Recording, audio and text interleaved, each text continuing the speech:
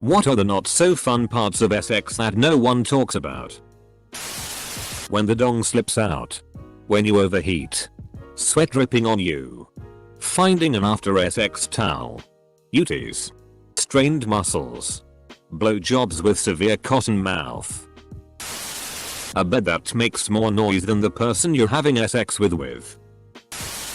Having to stop abruptly because your boyfriend accidentally slapped his nuts hard when he tried to slap your ass.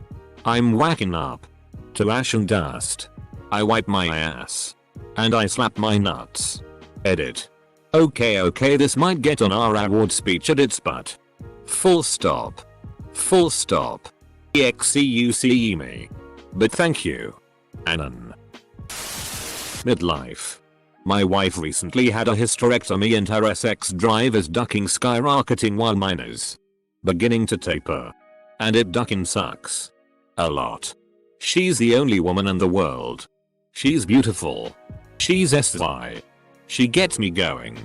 But some nights I just don't have it in me. When you're always the person to initiate sex. So y'all are really gonna make me say it? Oh, okay. Spreading the labia. And when they don't. And everything isn't wet yet and they try to jam it in and the labia goes along for a very dry painful ride. Oof. When he gets up to get you a towel. And you hear his car start and he pulls out of the driveway. How to deal with a SZOL partner with low self-esteem. No matter how hard you try you can't make them feel SY. Then you call into question your own worth as a partner. Is it my fault? What am I doing wrong? Leading to a eventual breakup that leaves you with partial low self-esteem. Hard to bounce back from. Edit. Whoa. I am overwhelmed with the response to my comment. I had a moment of clarity and typed straight from heart. I've read every comment and can see that we all have so much love to give still. Let's all make a vow to cast away our esteem issues as best we can. Live life. And love to our fullest potential. I'm on Reddit to look at other people's problems. Not other people so perfectly explaining my problem. Edit. Whoa. My first gold thanks kind stranger. Too bad it was for a depressing personal comment. Fishing out the pube from your mouth after going down on someone. I'm late. For what? I'm late. For what? The fart noises that your bodies make when you're doing it. The amount of pain when she's not wet. Doesn't matter if you aren't big. Unlubed holes will feel a bit coarse and painful to her. Always do the damn foreplay.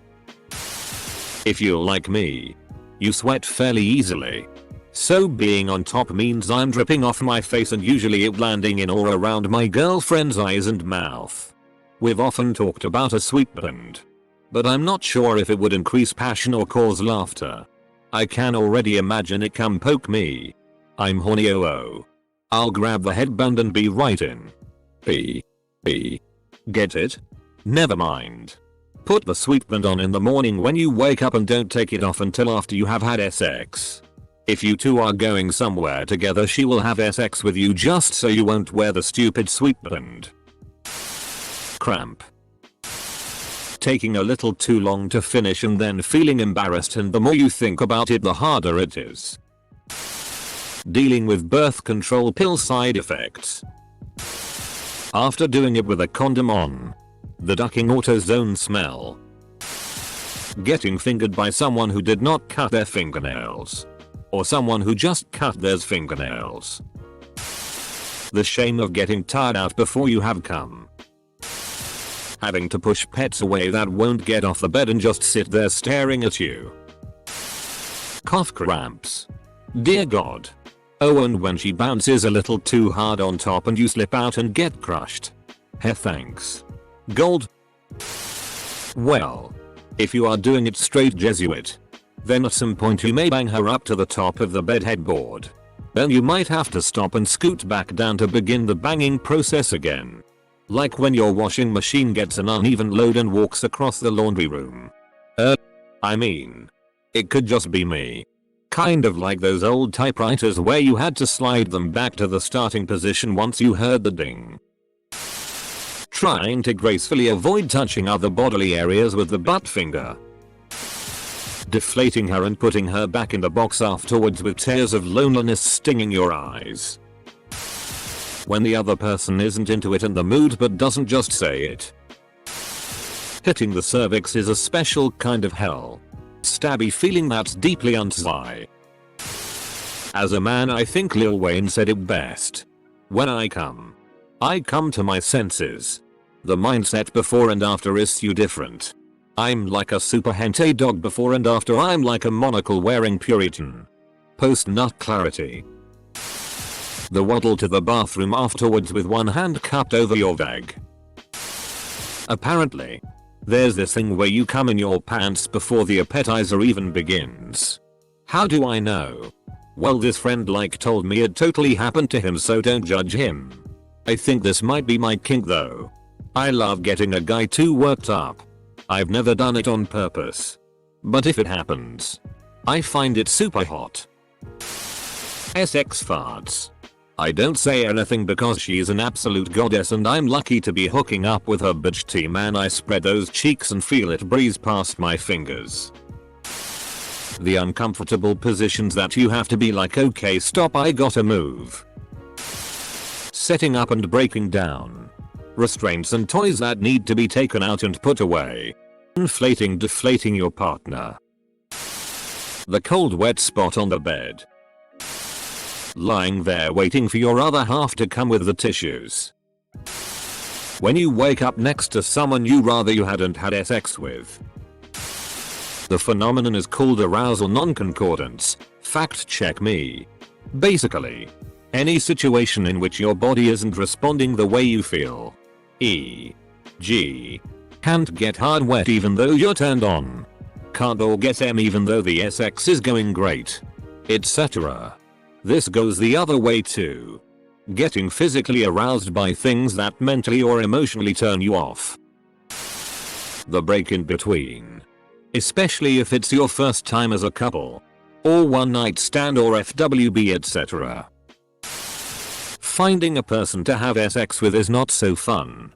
No. That's easy. Finding someone you want to have sex with is typically a lot harder. Someone being painfully rough, unless you're into that. The smell afterwards. Sometimes the sweat makes the bed wet. Either partner being unwashed. The person on top panting and you breathing the same air. The person on top panting and you breathing the same air. Maybe it's gross, but I think that's extremely intimate. Unless they have bad breath. When you're in the middle of it and realize you have to pee. So the rest of the time you're just kinda focused on that. The cons of shower sex. The shower is better used for foreplay rather than sex. If you're not in shape, sex is work.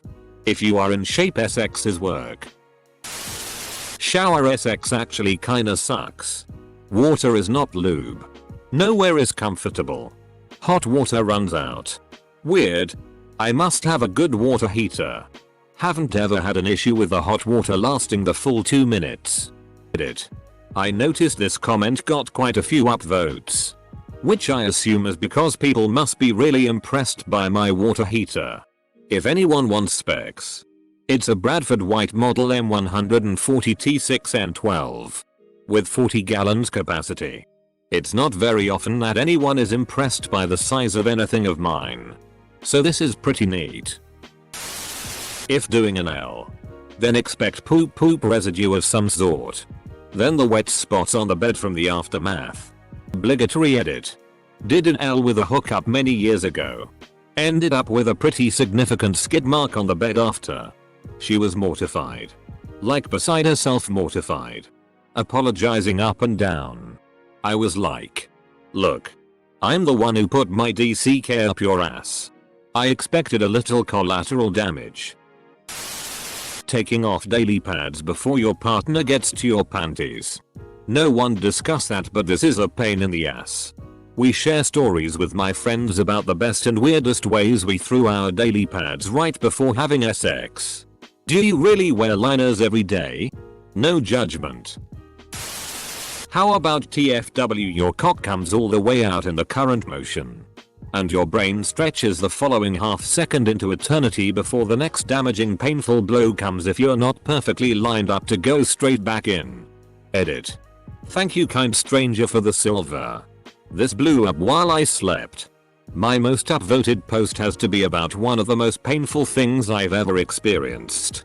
I will admit, however, that for as much pain as I've gone through with this, I think I can only recall one time where she exhibited any pain and I just thought it was a sympathy thing at the time.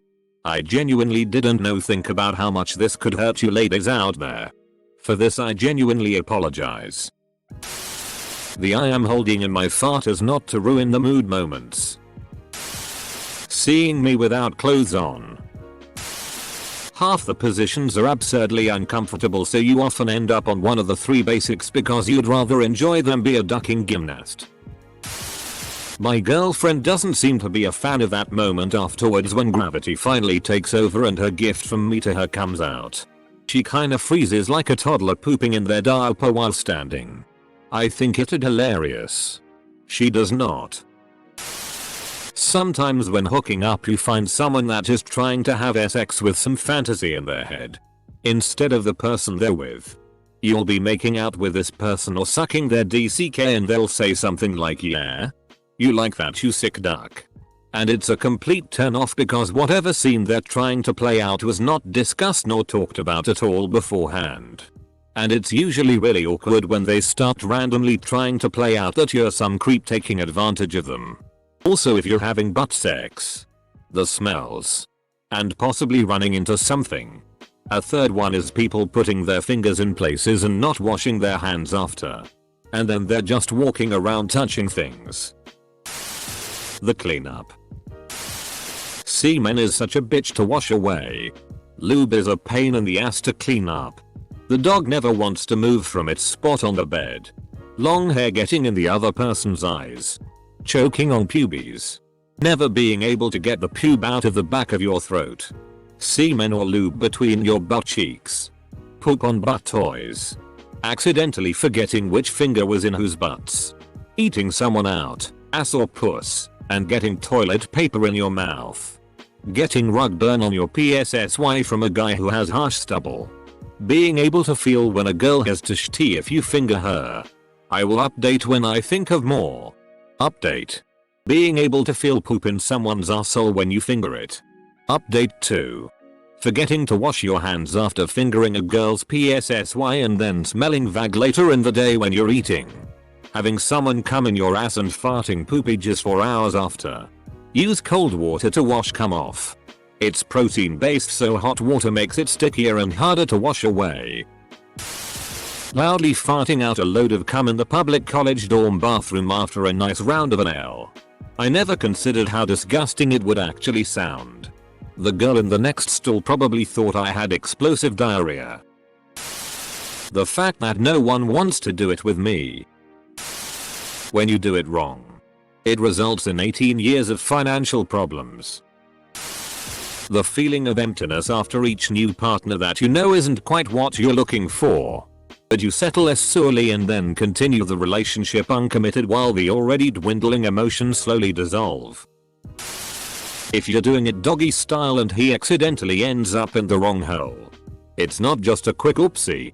If you didn't prepare for an L penetration beforehand, then it's like being punched in the arsehole by Wolverine. Immense pain and instant crying. Immediate mood killer. If you don't have good hygiene and don't keep your junk clean, get used to UTIs. Edit. It's disgusting and pathetic how many of you think joking about our pay is okay.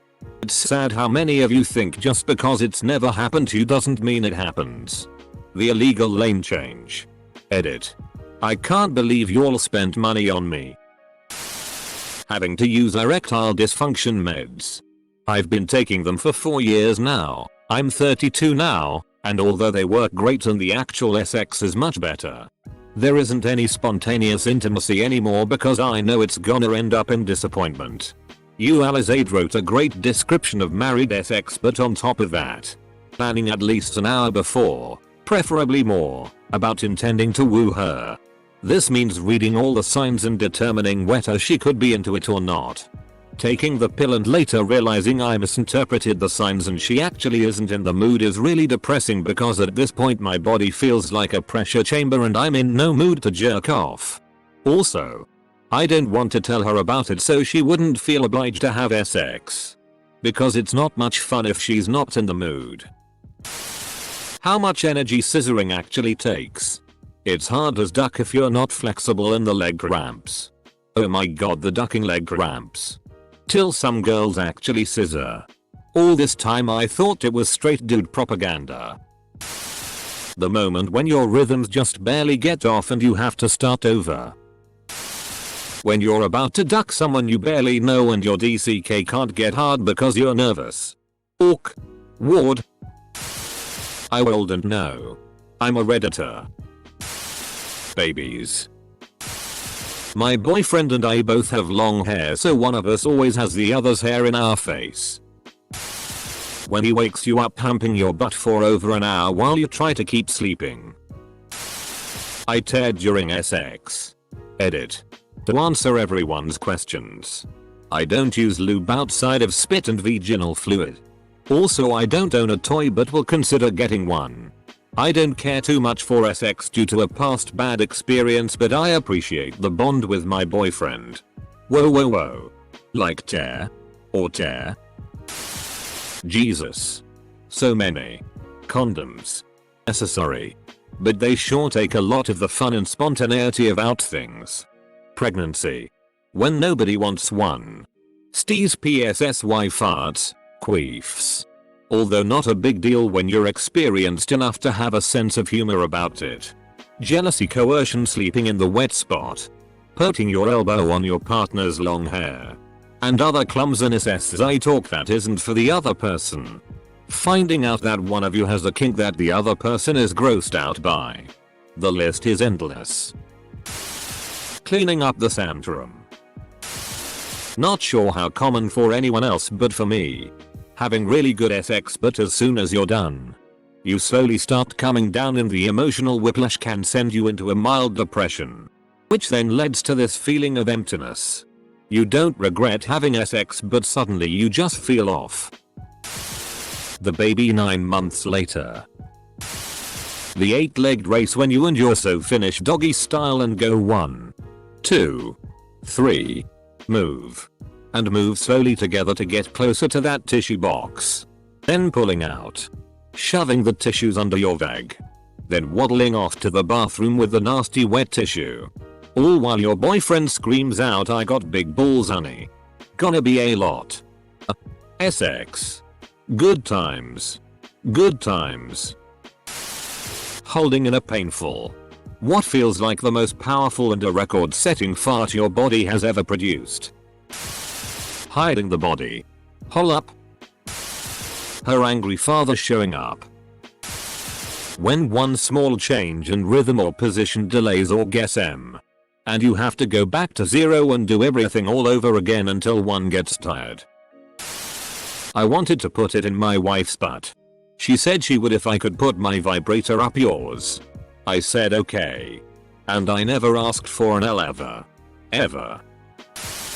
That awkward moment where either he's not hard enough. Or she's not wet enough. And you both trying to have sex. But it's just not working. And then each person feels that it's their fault. But neither of them outwardly express that feeling. So you just keep mashing your genitals together until one of you gives up. But then the oral sex afterwards is okay. The aftermath. Just. Like. What do we do now? It's worse if it's a one night stand. When you try to scoot forward and end up concussing yourself after you slam your head into the unpadded headboard. Having your man's cum drip out of you for hours. Taking her back to her middle school afterwards. Our cursed comments. Use a towel, you heathens, and do laundry regularly to keep that towel clean. So I guess laundry. That part when you go to change positions without talking cause you don't want to ruin the energy. And then one of you puts your leg where the other person was going to. So you go to move. But so do they. And you do that thing where both people are trying to let the other person go through the door first and it's weird and sorta awkward. Only you're both naked, sweaty, and suddenly both very aware that how your body is positioned makes your stomach rolls hang out. Cleaning out before butt sex. Gay and bi guys are probably more familiar with this than anyone else. Hemorrhoids. When you're going at it from behind. Look down. And it looks like your partner swallowed a balloon animal and is passing it while you have sex. I mean, we all get them. I just was not prepared for that the first time. That's a prolapsed anus. Needing to go wash up if you weren't expecting a SI encounter. Honey, I would love some morning sex.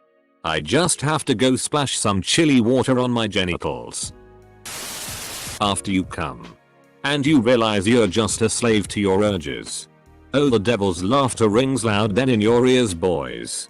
It's weird but you all know it's accurate. You withdraw. You don't want to cuddle. You roll to the other side of the bed. I speak for both SSs when I say getting a surprise finger in the bum. For an L. Especially for gays. Air pockets in the rectum can build up and when he pulls out, the bottom will often fart to release the pressure that has been built up. It's embarrassing and no one talks about it. Also, again for gays and especially bottoms, the first couple of times are, or 1.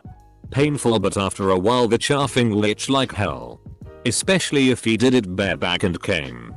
The learning process of sex toys. My wife and I tried an L beads the other day and it was a complete disaster. She yanked them out like she was starting a lawnmower. I mean, what? Well, did she fire up on first try?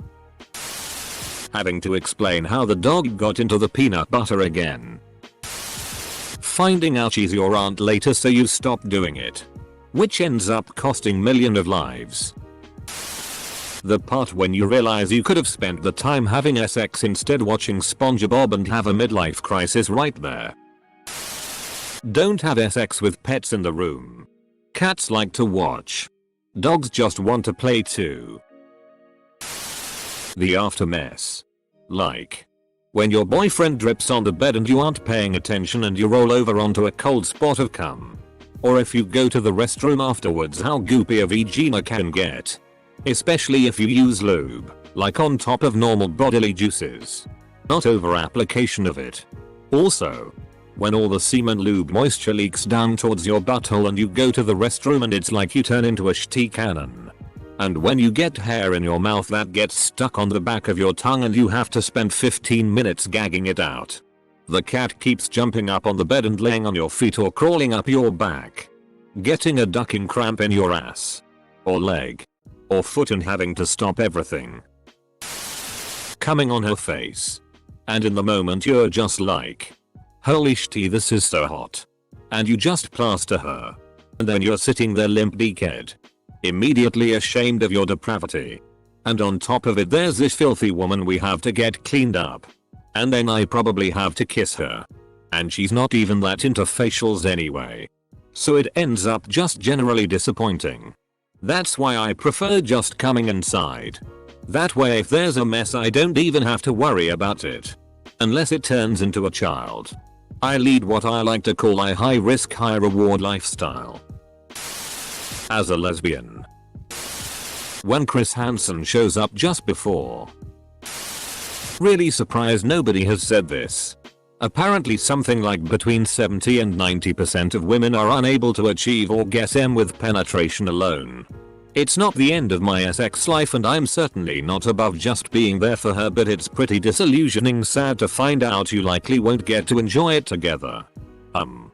Dude. You find out what she likes and what you like and figure out how to do most of that during your time together. If it's important to you to try to have a simultaneous orgasm, you can try that. If she gets most of the way there before you start the penis and vagina stuff, it's way more likely. But everybody is different. And different on different days. So your mileage may vary widely. Best thing to do is communicate and keep your sense of humor and an open mind. Personally, I think simultaneous orgasm ain't all that. When he gets there he wants to stop moving and enjoy the feeling.